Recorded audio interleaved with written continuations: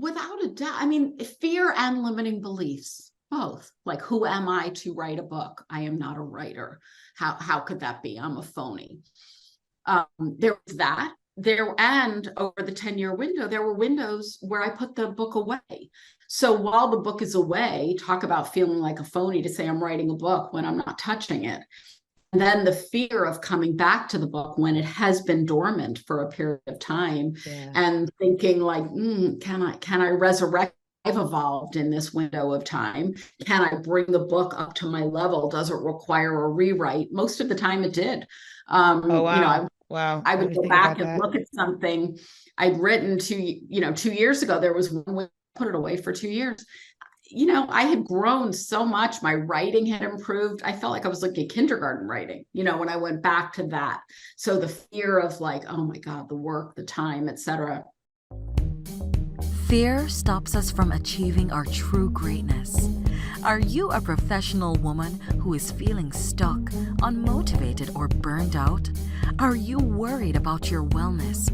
Are you letting fear stop you from crushing your goals? If you answered yes to any or all of these, then this is the podcast for you. Dr. Charmaine Gregory, night shift emergency physician, burnout thriver, and wellness champion, along with everyday heroes just like you, will explore how to face fear in our lives and emerge victoriously.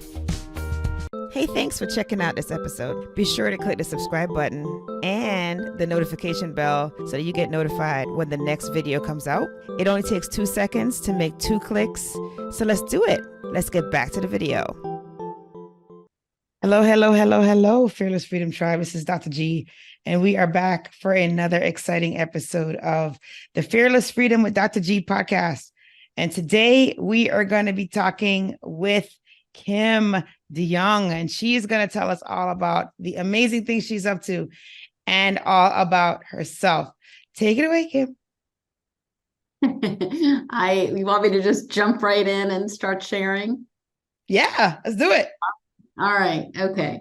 So I would say for the past 10 years, I've been on a very interesting journey of learning about choices, talking to people about choices, and writing a book about choices. And honestly, it is the place that makes me the most happy.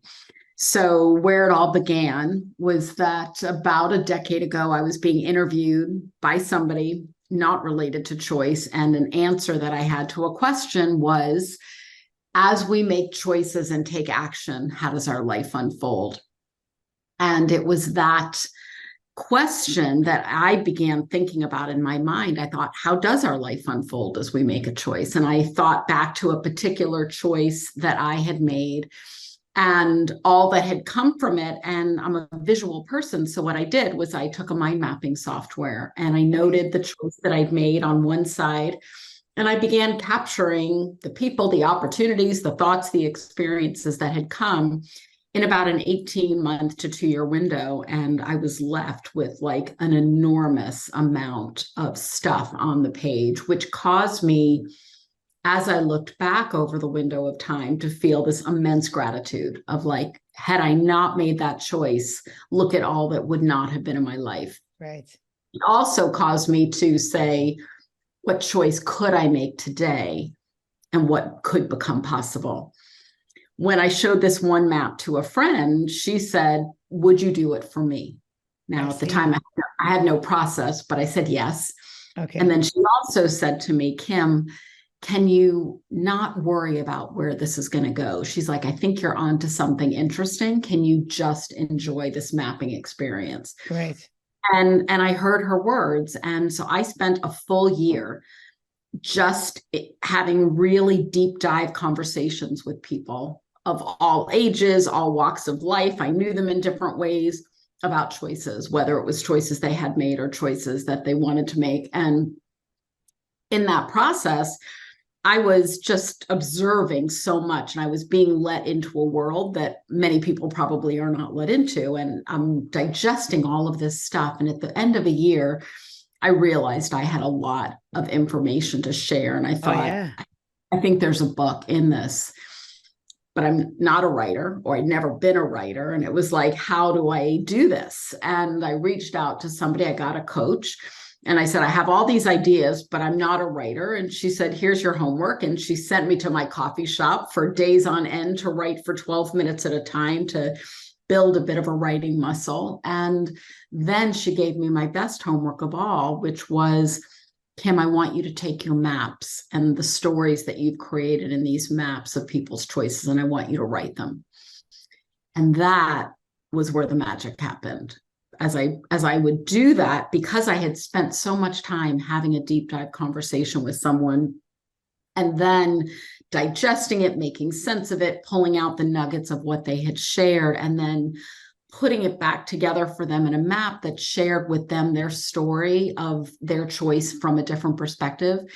I had all of this rich information. So when it came time to write it in paragraph form, it was she called it liquid gold. Wow. Yes, of course. But interestingly, we often find a way to make ourselves wrong. I said, but I'm cheating because I'm writing it from my map. She's like, but you created the map. Like, right. You may have an unusual process of how you got here, but it's all yours. Right. I was like, okay, I'll take that.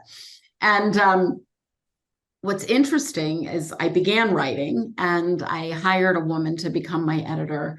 And a bit of time into our process together, she said, Kim, you're not writing about your mapping process in your book. Like, you're talking about choice and the different things I learned about. I was like, that didn't occur to me that anybody would care. That was like my process that I used. She said, I think it's worth you figuring out how to teach it. So I did what I've done before. I had to sit on my shoulder to kind of watch how I do what I do so that I teach it. And I figured out how to teach it, but I think I was teaching it a bit too complex. And so that it wasn't easy for the average human to make sense of it. Gotcha. And the book, over this 10-year window, went through so many iterations. I recall vividly, right before the pandemic, I had a call with a writing coach, an editor I'd really admired, different than I'd been working with. And I'll take a step back to share one story. My book begins with my choice to end my relationship with my mother, which was a very big choice. And from that choice, many things happened in my life. A bit of a spoiler is that we did find our way back to each other through this experience. And so part of the book was a bit memoir. It was a bit process of the choice mapping, and it was a bit of the love story of my mother and myself. And I went to this particular editor and I described that to her. She said, Kim, it can't be all three. You can't have your book be process, love story, and memoir. It's too much. She said, as a first-time author, I would suggest it just be a process-oriented book. I said, okay. She said, because then if they enjoy your book and your process, they'll then you have another one to write. And I understood that. So I got to work feverishly, like reviewing my book over a period of weeks, cutting out things that were memoir, keeping what I kept. And then my dad died. My dad died very suddenly at the beginning of COVID. And it was awful. And I put the book away. I put it away for, I don't know if it was 4 months, 6 months. But when I came back to it, I didn't recognize it. I had, because in that 3-week window between the coach giving me this advice and his death, I had chopped so much, but I didn't, it's not that I didn't know what I was doing, but I hadn't pulled it all together. So when I came back to it after his death, it was very, very disorienting to me. I had to find my way back into it. And I hired a different coach to help me to find my way, et cetera. And I remembered saying to her, and this was probably 1.5 years before I published, I said, I think I need to pull the maps. I think it's just too complex. Nobody's going to get it. And she helped me to see a way to make it accessible to the average person who wants to read it and make sense of my process. And I self-published the book in June, and I am extraordinarily proud of what took me 10 years to create. I feel like now what I have given to the reader is a tool that it's like a self-discovery tool for the person who wants to understand themselves better, whether it's a choice they did make, a choice they are making, to really dig into it. I take them through a process. But I'll tell you one other piece. When the book was done, I sent it out to a handful of friends who offered to be beta readers to get their honest feedback. And one friend came back with really crushing feedback, not disliking the book, but feeling like I've read your introduction and I'm not clear why I care to continue. Like that is like knife in the gut. You want to jump off a building, like so awful. And I remember like crawling under the covers for a few weeks. Like it was so hard to hear, but I love this woman so much. And I know she cares for me deeply. And she's a brilliant writer herself. And I know she would only say something for the ultimate good. And I had to find my way through what she was talking about. And essentially, what I figured out that I didn't have in the book originally was, why do we care about choice in general? Okay. Is we care because we want to live a thoughtful and an examined life. Because if we're not paying attention to our choices and life is just happening to us, versus when we bring that intentionality to the choices we make, we are able to live a thoughtful and an examined life. And it's a simple thing, but it was missing from the book. And when I got that clarity, everything changed. It changed how I spoke about it. It changed how I wrote about it. It just felt clear to say, Kim, what is your book about? My book is about helping you to make an intentional and thoughtful choice. I mean, that's really at the root. Yes, I teach a process. Yes, I do all these things. And, the gorgeous part for me is that everybody makes a choice, whether it's the 20-year-old kid out of college, the 50-year-old person reinventing themselves, the 80-year-old person who doesn't want to retire and is figuring out what they want to do. We're all at different stages of what are our choices. And I get to talk to all of them. That's fantastic. And at different levels. It's kind of fantastic. And I feel very lucky. I feel like I was blessed with all of this amazing information that, because I had these really deep conversations, I was making sense of a lot of stuff, and people let me into their worlds, into like deeply, deeply private things. And it was incredible, really, really incredible. And now the book is really a catalyst for more conversations. Yeah. Which I'm getting to do now. So it's beautiful. So you've talked, wow. I love it. I love the backstory. I love that. I feel like that is, that's pure gold right there, as your as your editor coach said. But I think that people are gonna, after hearing that, we're like all on the edge of our seats now. So now you have to tell us the name of the book and where can we find it? So funny that I forgot. The book aptly is called The Book of Choice. Kind of a great name. The Book of Choice. That is a great name. Yes. It is on Amazon, but the easiest way, if you go to my website at yourchoicebook.com, it links you directly, and I have some fun bonuses. It's very accessible. And here's another fun story about the book. I love doing creative things. Like, you could just have me doing artsy projects all day long. I love that. And I had an idea wanting to tell a story about the book. And I was about to put something out on social. I was about to show a very big map on social media. And a friend said, you can't do that. She's like, somebody's head's going to explode. Like, you can't put the map out there without explaining it in a story. You need to create a video and break it down and pretty graphics. I'm like, I don't know how to do that. Like, well, you're going to need to figure that out. So PS, 40 hours later, I create my first video. I figure it out. I'm digging into systems. I'm playing with audios and graphics. I was having like a creative girl's dream, but hours upon hours. The beauty of that experience was that I then said to myself, wow, I actually really love creating these videos. So I then created a whole series of videos that take the key concepts of the book and explain them simply and visually. Okay. And it was fun. And so when people go to yourchoicebook.com, they'll get access to all those videos. That's why that link is fun. Oh, that's awesome. But part of it for me has been, when you write a book and you build a platform to write a book and you share your book, like, all of the marketing and the details and the stuff, It's on you. Yes, it And is. I made the decision that yes, it's on me, but I'm going to do what's fun. And Yes. I'm not going to do what's not fun. And creating those videos, while they took me 40 hours per video, I had so much fun doing it. And I was aware of that. And I think that comes across in the videos, like they're built with love, as is the book, and that's important to me kind of in everything that I do, no matter what programs I go to create, whatever. It's like it's built with love and all of that. That is fantastic. I love it. I love it, love it, love it.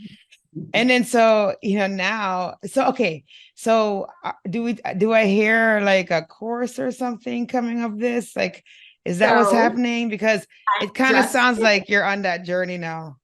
Well, in a previous life, I have created many courses, but I just finished just last week a 6-week course. I called it Choice Competent, and that took the concepts of the book deeper. So I had 19 people sign up for that course, and week by week, I was taking them into the concepts a bit deeper, teaching them how to map, navigating their choices, answering their questions. It was wonderful. And I just made the decision just today. I thought I'm going to lead that program 3 or 4 times a year. And Okay. I thought I'd love for it not to be live because it's a lot of work for it to be live. Yes, it is a lot of work. Also really fun for it to be live. For Yeah, me, the excitement and the fun comes with interacting with the people who join. So I absolutely. will do it again, February-ish probably, and take a whole new crew students through and teach them. And for the people who read the book who resonate with it, who want more and want to go deeper, I'll do that with them. Yeah. Okay. And the information for that will probably end up being on the website, correct? Or no? Everything is on the website. Okay, perfect. That's awesome. That's Yeah. awesome. And then so, we cannot go through an episode on this show without talking about the fear around these situations that you have been through. And so, curious, was there any fear when you made the decision to write the book? Without a doubt. I mean, fear and limiting beliefs, both. Like, who am I to write a book? I am not a writer. How could that be? I'm a phony.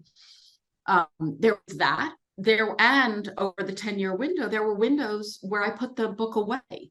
So while the book is away, talk about feeling like a phony to say I'm writing a book when I'm not touching it.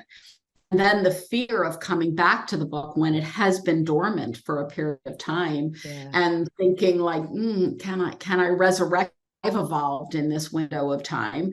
Can I bring the book up to my level? Does it require a rewrite? Most of the time it did. Oh, wow. Wow. I Let would me go think back about and that. look at something I'd written 2 years ago. There was one way I put it away for 2 years.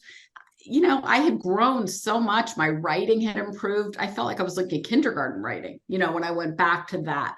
So the fear of like, oh my God, the work, the time, etc. And of course, will anybody read it? Does anybody care? Is this thing that is so important to me, that is taking my life, that is all I talk about, will it have the meaning to others? Yes, of course, there were all of those fears. Wow. And clearly you dealt with them all. So was there any common thread in how you approached each of those? Such an interesting question. I think for me, the way I deal with any fear is awareness. So as I notice it, really being able to call myself on it, like, am I going to let this fear, this limiting belief really get in my way of doing this thing that matters to me? And if it's so big, and I can't actually think of something that was so big when I asked that question, I couldn't push through, but, I'm the first person to jump into a therapy call or a coaching call or a good friend call, or, I reach out for that. So, it's like I had my people on speed dial to kind of say, help me, I'm stuck, or, can you give me a little pep talk here about this, for those moments when, I kind of call it like I swing to the dark side, like life can be good. And then no matter how good life is, you get the bad moment, something negative with money, something negative with a client, some negative feeling, and you swing to the dark side. And how do you get yourself back? And Yes. that's a practice. That is a Yes, it practice. does take practice, and it's fantastic that you have lifelines available to you. So those are really good pearls, because I think people often think that they have to get through, tribulation, trials alone. And No, no, it's not so this, no, it's it's not hard. the I mean, case. it's very hard to get through things alone. I Right. mean, I think It's there are extremely times, difficult. and I know I went through this where I would feel self-conscious of whatever the fear was or the issue. And even for a close friend who got it, maybe I was sharing the same fear a few different times. And I was now really self-conscious of like, oh my God, Kim, could you finally get over it and move on? And my friends were good. And I think they would also call me on my stuff, like, wait, you've been dealing with this same one a few times, like enough already. Gotcha. But sometimes if I had been dealing with something too much, I felt self-conscious to Okay. reach out. Yeah. Like, why hadn't I fixed it already? Why hadn't I moved beyond it? No, that's good. That's a good point. Because we always feel like we need to be able to overcome things in a timely fashion. Some things do take longer to overcome than others. So Yes. Yes. there's that. Much to our chagrin, usually, right? Oh my gosh. And so, that's awesome. And it's so encouraging to hear that you have a tribe that you can rely on, whether it's, your therapist or your friends. That's like really key, because like I mentioned before, I think a lot of times when we're going through a situation that we find difficult, where we're kind of pushed beyond our comfort zone because of fear or imposter syndrome or whatever it is, our first thought is usually not to seek counsel Yeah. or comforts, or push or direction or whatever it turns out to be. That's not usually the first thought. So I love that you say that the biggest thing is awareness, because if you have awareness, then you can start to look at, well, what are the possibilities for me to get through this? And it's great that one of them is seeking counsel or comfort or push. So Yeah. that's really good, Pearl. So thank you for sharing that. You're welcome. And so you mentioned that you're looking at doing the live course for those who want to do deep dives into choices over the course of the next year. Are you planning anything else surrounding the book or surrounding It's this so much. area? I know So, that's a so lot already, so maybe no, that might be sufficient. Oh no, no. I have so much going on. Some days my head feels like it's, really pounding. Oh, I I would see. say I had a beautiful opportunity a few months ago. I was invited to speak as a keynote speaker at the Department of Corrections for the women who work for the Department of Corrections in Connecticut, which is where I am. And that it was for 300 people, and I had never spoken in front of 300 That's people a before. sizable group. And so putting that talk together, I put an enormous amount of time in, knowing that talk I would be able to repurpose it in Sure. other ways. But Yeah. from that came some very interesting connections. One woman had a connection into the prison system, and she asked if I would be willing to coach juveniles who had made a bad choice, Okay. and how could I support them? And I said yes. So I'm waiting on that. Okay. As well, I made some connections with some people in local universities as I'm talking about bringing my work to universities. Like, Right. there's a real opportunity to bring the conversation about making intentional choices at the university level, at the high school level, at the elementary level. So Sure. I got the URL, thechoiceschool.com, and I Okay. envisioned really building out curriculums at different levels. But this is where I don't want it to just be the Kim show. I want Right. the inspiration and the support. I want to connect with others who are, savvy at developing curriculum for schools, sensitive to the needs of the different ages of students. I have a lot of ideas and all of that, but I want that support. I want to figure out, how do I get it into the schools? So this is where Right. I'm reaching out to friends and connections of like, help me, who should I talk to, Right. and let it grow beyond me. And being okay that I'm sort of in this, like, a little bit of a baby step, just moving forth. But I've been, fortunately, I have 3 children and my middle one is 24. And for the past 2 years, I've been coaching he and a group of his friends about the choices they're making as they're navigating post-college and, Yeah. first jobs, their first girlfriends, their first navigating the personal, the professional, the relationship choices, and they're letting me in to it all. And so I'm getting this beautiful exposure to the real life stuff of young men who go there and talk deeply. It's amazing. And I think, That is wow, very, very great. I mean, that's like a unique situation. I honestly have to pinch myself every time I'm with them. They are such a delightful group of young men who are like so thoughtful and conscious about their choices. And it makes me realize that if all kids had this realization of like, to bring that consciousness. And I know at 24, I did not have that consciousness. So my hope is, because I'm working with them, I have a certain something to bring to universities to work with others. And I've got a real understanding. So again, just seeing where it can go. I'd love, my dream is for the book to be required reading at the freshman level in college, and to then have conversations around what the book makes them feel. The book really becomes a catalyst for great conversations at many levels. I'm just following up on all of it. I recently, a friend reached out to me. She said, Kim, there's a big opportunity for me to speak to to addiction communities, because every day they are making That's a about choice. Choices too. Yeah, I mean, absolutely. Between people who've been incarcerated, people who have addiction, people who are veterans. Like, there are a lot of communities of people who have an opportunity to make a choice to change. Yes. And to make a choice to step into the world in the way that they want. That is not anything I even thought of when I wrote the book. And Sure. But I'm just open to conversations and opportunities. So that's coming about. And this whole school idea is coming about. And I follow the lead of like what's interesting. And right now I describe it as, this is my year of saying yes. I pretty much say yes to anything that comes my way, to learn from it.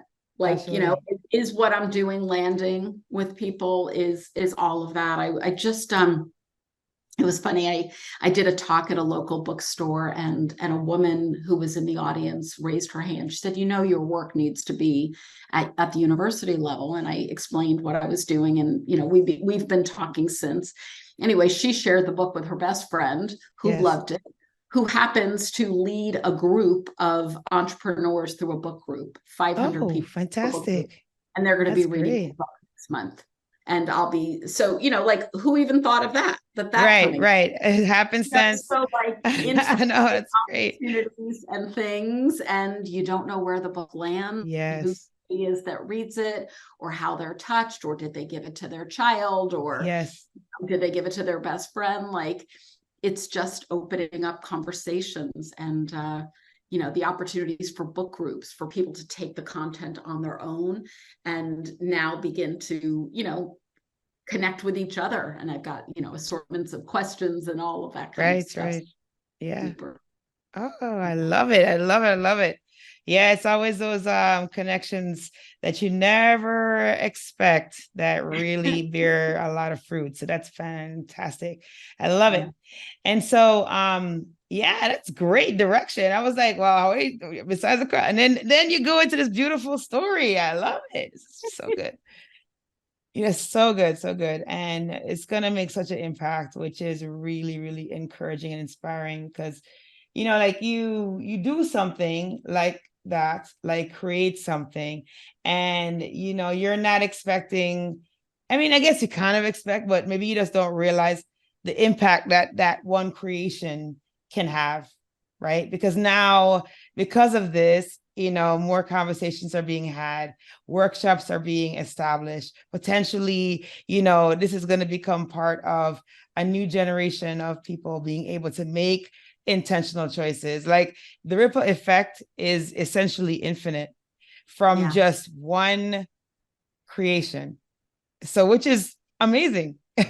It's amazing. Like you never, I mean, I'm sure you didn't think about that when you were doing it. Like that wasn't, I did and not. I did right. not. Although I will say what I am aware of is that, like, I feel like it rests on me. Like the reality as a self-published author, all of the marketing, all of the Oh outreach, all of yes. it Oh yes. on me. And again, I try to approach it from a place of joy rather than oh, I have to. It's like, aren't I lucky that I get to? Like this book is opening up conversations for me to have, it's opening up doors for me to have conversations with people I might not have had conversations with, which is amazing. Oh yes. You know, Oh yes. Not as I mean, cool. even the simple, just as a small example, Yeah. again, did a talk at a local bookstore. From the local bookstore, I got a reach out from the local library. Okay. And I said, all I want to do is talk with people about their choices. She said, why don't I partner with some other local libraries and would be willing to do a 4-week program? Yes, I would. So that's coming up in January. Oh yay. That came about just being out there, and now from doing that, somebody else has reached out. So again, following the threads locally, Yes. Yes. where that leads. I'll tell you my most fun one that happened, and this was a combination of manifestation and belief, very much. A dear friend to me, she's part of a group of women who, senior president level, and they gather together as a group. And she said, Kim, would you be willing to lead a group for my forum of women? We typically meet on Zoom. We're an international group. I said, of course. Anyway, it didn't pan out. And then she casually mentioned, she said, we're going to be in Paris in November. I was like, well, I'd much rather be with you in Paris in November than on Zoom. Hello. And we made it happen. So I just got back from 5 days of being with these amazing women in Paris in November, speaking with them about their choices. And it was incredible. That's way better than being on a realized, Zoom. like, That's way better than being on a Zoom. Way better than Zoom. And I that's great. did a responsibility for it. It's like the minute my friend mentioned Paris in November, I put it in my calendar. Oh like, yeah. Yeah. Make this thing happen. And love it. Love it. Oh, that's great. I'm glad to share that one. That was really good. Oh my gosh, manifestation. That's huge. And you putting in the calendar just made it happen. Yes. And it was exciting to do that. And truly being in Paris, I connected with somebody else that led to another opportunity. So it's like the threads continue just out there. It's a reminder to anybody, no matter what business you're in, no matter what you're doing, you're responsible for your own promotion and your own stuff and your own getting out there and your own following the connections. Yes. And if you can find a way to make it fun and enjoyable and like something that you really love doing, then you do that. Yes, absolutely. Wow. That's another great pearl.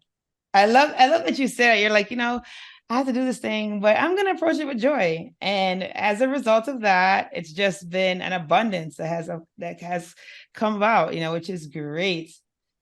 So that's a great pearl for, those who are essentially on an entrepreneurial journey. Because I mean, that's what promoting your own book is like. I mean, you're an entrepreneur. So yeah. But you just brought something up about joy, which just caused me to reflect on something. A few years ago, I was in a place where I was not in a place of joy. Lots of hardship, the weight of the world for a variety of reasons was on my shoulders. And I made the choice to step into joy, even though I had a lot of challenging moments. I remember it so vividly. I'm like, I choose to find joy, which is not going to remove the hardship, but I still consciously choose to do things that bring me joy. Anyway, I was just reflecting on that experience a few days ago. I thought, you know what, I'm going to offer a class, just a 2-hour class on that, choosing to find joy during difficult times. And I think now we are in a crazy world. Many people are feeling the difficulty of the world. Yeah. People may have health issues. People may have work issues, money issues. Mm-hmm. How do you choose to bring joy into your life, even amidst the challenges of a life? So that's an experiment for me, leading that class. Will people find it interesting? Will they come? I don't know, but I'm choosing to put it out there. You know, so no, I'm sure. You know, if you build it, they will come. You know that. That's what I hope. That's what I hope. Yes. Oh my gosh, Field of Dreams. I'm quoting Field of Dreams. It's kind of funny. Showing my age. Oh, it's all good.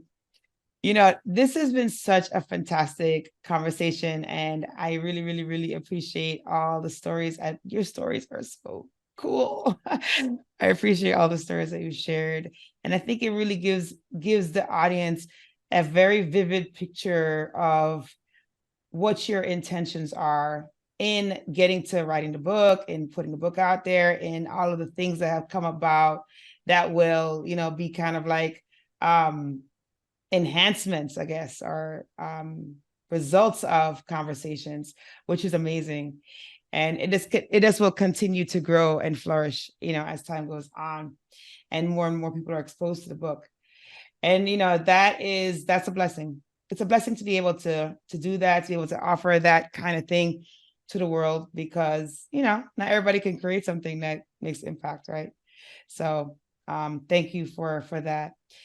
And, you know, I hope, Kim, that you are ready for our tradition on the show. And that is the fill in the blanks. Are you ready?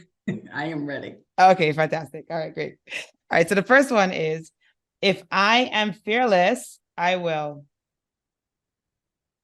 If I am fearless, I will say yes to anything that comes my way. Wow. And you are doing that. So you are already doing that. I love it. All right. The next one is, to me, fearless freedom means. To me, fearless freedom means doing whatever I want, whenever I want, with whomever I want. Nice. Nice. And last but not least, my battle cry is. My battle cry is that I make it matter. Love it. Love it. Love it. Love it. So you have to tell the audience one more time where they can find the book and the name of the book. The book is called the book is called The Book of Choice. If you go to my website, which is kimdeyoung.com, there's clear navigation to getting the book. Or you can go to yourchoicebook.com, which gives you those fun videos that I talked about, as well as a link through to Amazon. Beautiful. Beautiful. All right.